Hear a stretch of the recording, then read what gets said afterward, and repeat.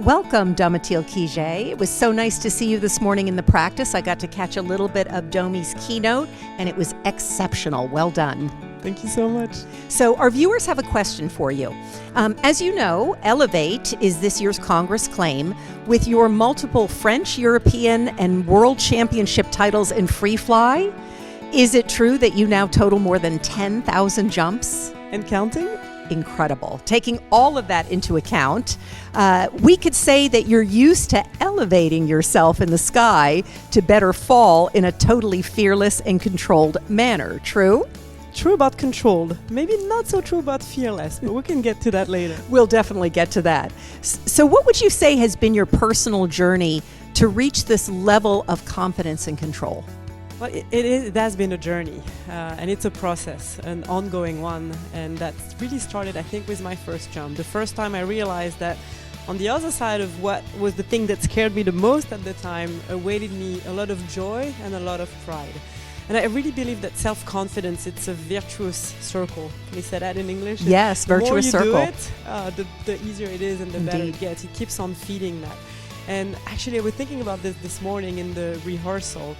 One lesson that I got on this journey in self-confidence, when I started competing in skydiving, I was about 22, 23, and on that first competition, I flew better than I normally did in my training, and that was a realization that the effect that pressure had on me.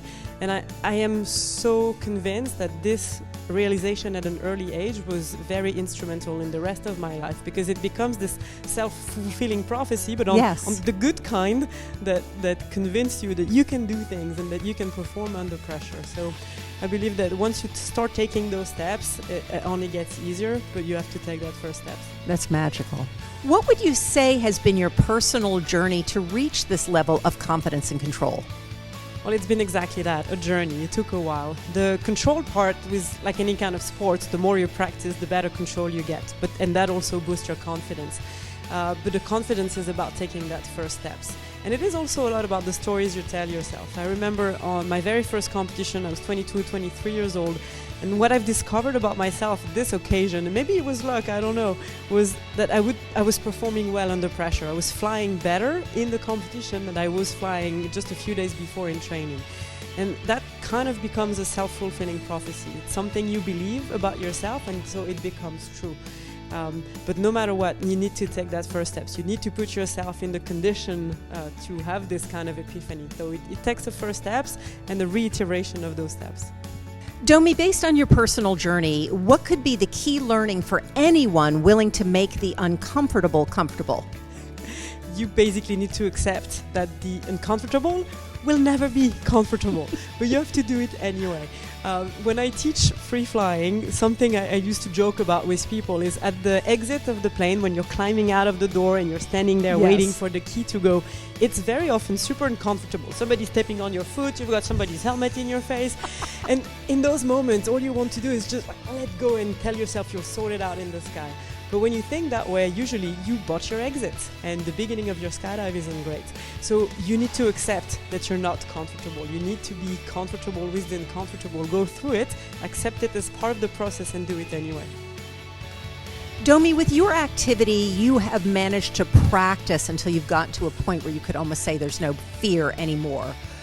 What would you say is the potential liability to not having fear anymore? I guess the fear level in skydiving, when you do the first jump, you're terrified, and then with repetition, this terrifying level goes down. When I jump now, if it's a fun jump in an afternoon with my friend, I do not feel fear anymore.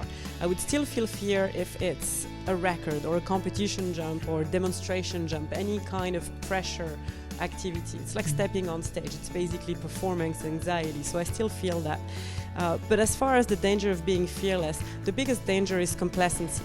If you're not focusing enough on what could go wrong, you're not prepared well enough for it. So it's finding a balance between taking it seriously but not letting the fear overwhelm you, which could also be detrimental to your performance. In skydiving, it means we repeat our safety procedures, we make sure that we stay on top of what we need to do if something goes wrong, and that we keep a healthy level of fear and respect for the activity. All right, Domi, so eventually what would you say your next dream jump would look like?